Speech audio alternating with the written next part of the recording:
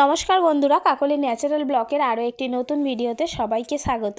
আর আজকের এখন থেকেই ব্লগটা শুরু করছি। এখন বাজে প্রায় 10:30টার মতো। আর এখন আমি কাগজপত্র একটু গুছিয়ে গাছিয়ে রেডি করে নিচ্ছি। তার কারণ হলো আজকের কৃষিবকে স্কুলে ভর্তি করাতে নিয়ে যাব। সেজন্য সব কিছু ঠিকঠাক আছে কিনা বা কোনটা জেরক্স আছে কোনটা নেই সেগুলো সব কিছু দেখে ঠিকঠাক করে নিচ্ছি। তো দেখলাম এখানে সব কিছুই মোটামুটি রেডি রয়েছে। আমার তোমাদের দাদাভাইয়ের বা কৃষিবের সব কিছুই রয়েছে, শুধু নেই কৃষিবের ফটো। তো ওর দুটো পাসপোর্ট সাইজের ফটো লাগবে। তো ওকেও নিয়ে যাব ফটোটা তোলানোর জন্য। তো ওকেও রেডি করে নিয়েছি। আমি, তোমাদের দাদাভাই আর কৃষিব তিনজনে মিলেই যাব। আর যেহেতু স্কুলের প্রথম দিন, মানে আজকের ভর্তির ডেট রয়েছে, তো আমরা তো যাবই। আর ওকেও সঙ্গে করে নিয়ে গেলে কী হবে, ও স্কুলটা দেখতে পাবে। আর মানে স্কুল সম্বন্ধে একটু ধ্যান ধারণা আসবে আর কি, যে আমাকে এখানে আসতে হবে এবার থেকে। আর বেশি দিন তো বাকি নেই, কয়েকদিন পরে স্কুল মানে খুলে যাবে সামনের মাস থেকে আর কি। তো ক্লাস শুরু হয়ে যাবে, তাই ওকেও একটু ঘুরিয়ে দেখিয়ে নিয়ে আসি। আর স্কুলটা বাইরে থেকে তো ও আগেও দেখেছে অনেকবার, কারণ স্কুলটা বেশি দূরে না, আমাদেরই মানে নিশ্চিন্তপুর মার্কেটে। তো আমরা যখনই ওখান দিয়ে যাই না কেন, বাজারে বা যেখানেই যাই, স্কুলটা একদমই রাস্তার ধারে সবসময় দেখতে পাই। আর ও কিন্তু সবসময় বলতো আমি এই স্কুলটাতে পড়বো, মানে ওকে দেখানো হয়েছে তো সেই জন্য। তো স্কুলটা একদমই আমরা যে রোড দিয়ে নিশ্চিন্তপুরে যাই সেই রোডেরই একদম পাশে, মানে গায়ে বলতে পারেন দেখা যায়। তো এখন আমরা ফাইনালি স্কুলে চলে এসেছি। আর এটা হলো অফিস রুম। তো এখানেই সব ভর্তি নেওয়া হচ্ছে। তো আজকের যেহেতু ডেট ছিল, বেশ অনেকেই ভর্তি হতে এসেছে। তো আমাদের আগে একজন এসছিল, ওরা মানে ভর্তি হয়ে গেছে নার্সারিতে। আর তারপরে কৃষিব রয়েছে। আর এরপরে দেখতে পাচ্ছি বেশ অনেকজনই ভর্তি হবে। তো সব তো ছোট ছোট বাচ্চা, বুঝতেই পারছেন নার্সারি মানে। তো এই স্কুলটা নার্সারি থেকেই শুরু। তো এটা কিন্তু শুধুমাত্র বাচ্চাদের স্কুল না, এটা হলো মানে এখন তো রয়েছে ক্লাস 4 পর্যন্ত। শুনতে পাচ্ছি যে 26 সাল থেকে নাকি 6 হবে। তো এই মানে স্কুলটা অনেকটাই বড় জায়গা নিয়ে। এটা আসলে একটা বিএড কলেজ। তো কলেজের মধ্যেই স্কুলটা হয়। আর এখানে মানে অন্যান্য ক্লাসে মানে বিএডও করানো হয় আর কি। এখান থেকে বেশ অনেক ছেলেমেয়ে বিএডও করে।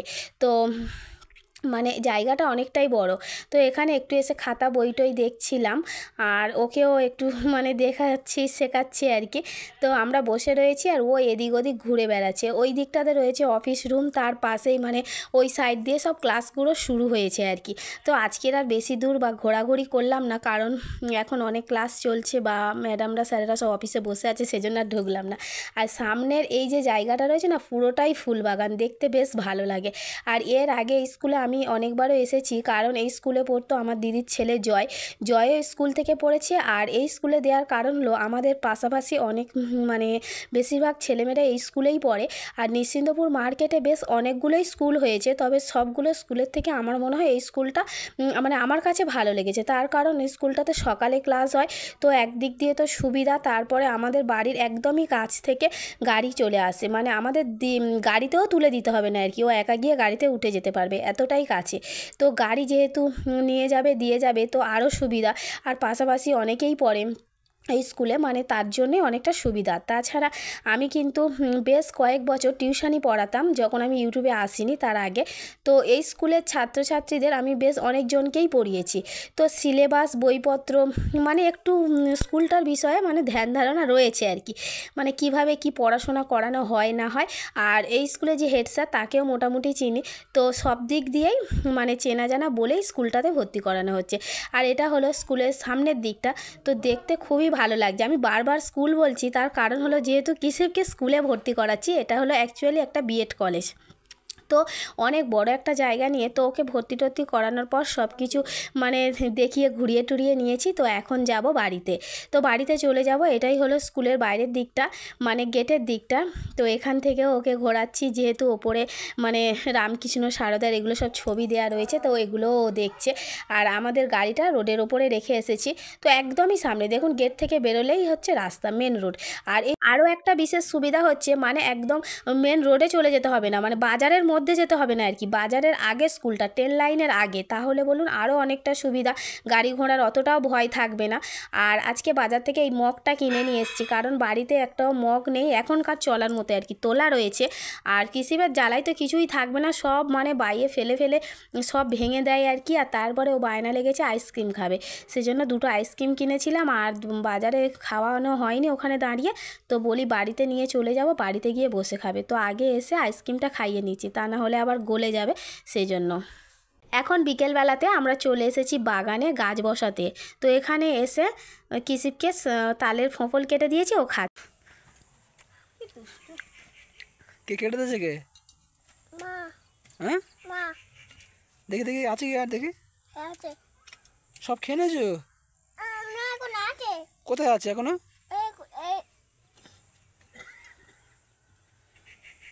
চলো আমাদের বাগানে গাছ বসাবো, চলো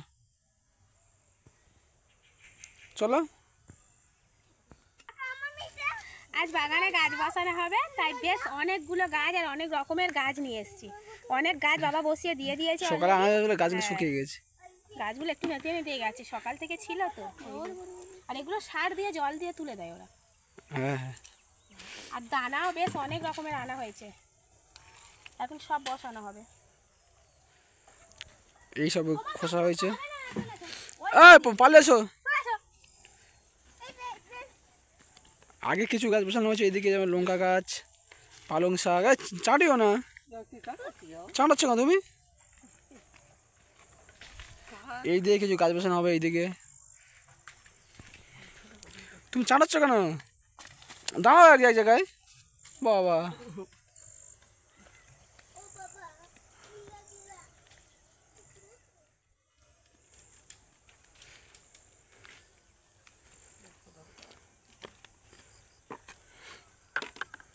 এইগুলো সব এসে বসিয়ে দিয়েছে, এইগুলো এখন বসানো হবে গাছ। আর এই আমাদের পুরনো রান্নাঘর ছিল, সেই জায়গাটায় আবার গাছ বসানো হচ্ছে। অনেক গাছ রয়েছে, মানে বৃষ্টির আগে আমরা অনেক গাছ বসিয়েছিলাম, সব গাছ মরে গেছে, আবার নতুন করে আনা হয়েছে। একটু প্রচণ্ড বৃষ্টি হয়েছে, যার জন্য গাছগুলো সব মরে গেছে, আবার নতুন করে আনা হয়েছে। হ্যাঁ হ্যাঁ, জল লেগে এইদিকে জল লাগবে তো, এইগুলো জল খুঁজতে হবে, এইগুলো খুঁজতে বাকি রয়েছে। কি হলো? যেগুলো জল দেওয়া হয়ে গেছে তুমি সেগুলো গাছ বসিয়ে দাও। এদিকে লঙ্কা গাছগুলো আগে বসানো হয়েছে সব। কোন ধরে গেছে গাছ? বলো বলো, ওটা পড়ে গেছে। ঠিক আছে, আমি আনছি। কলা গাছের কাঁদি দেখো, গাছ ছোট, কাঁদিটা কত বড় দেখুন।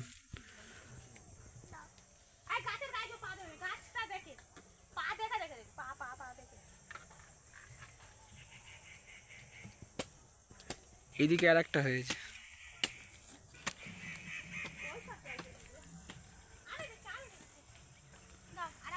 সিঙ্গাপুরি কলা গাছ।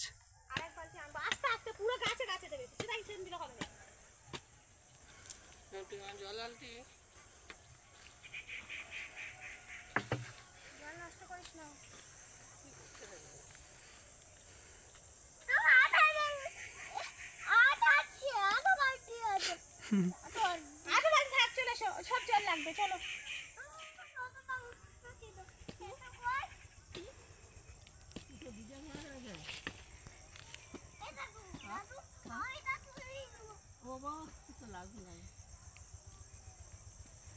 একদিনেই একটু বেশি গাছ আনা হয়ে গেছে, বাবা সেটাই বলছে যে একদিনে এত আনলে বসানোর অসুবিধা আর কি।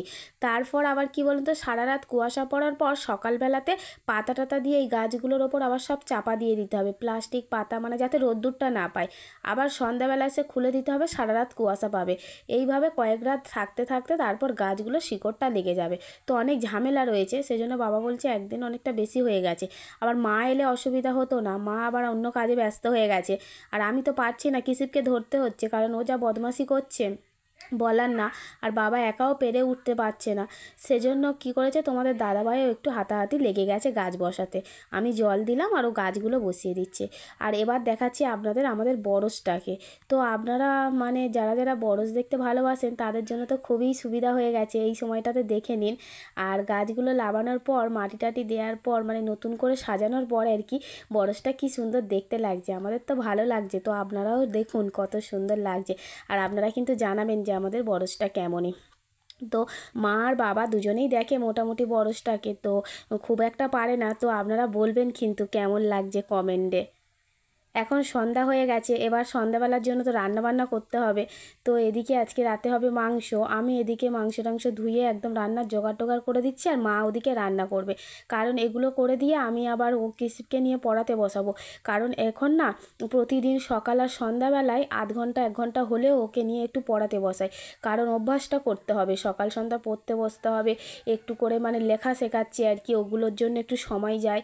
তো এই সময়গুলো ওর জন্য দিতে হয়। তো আমি এখানে জোগাড় টোগাড় করে দিচ্ছি, মা রান্নাটা করে নেবে। আর সারাদিন প্রচুর খাটাখাটনিও হয়েছে। আর কিসিব এখন এত দুষ্টু হয়ে গেছে না, এই দেখুন মাজা খেতে শুরু করে দিয়েছে।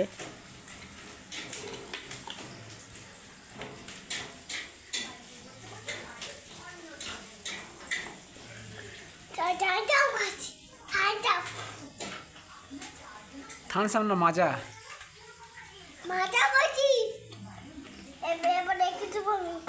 কেন খাবে না? আর কখন খাবে?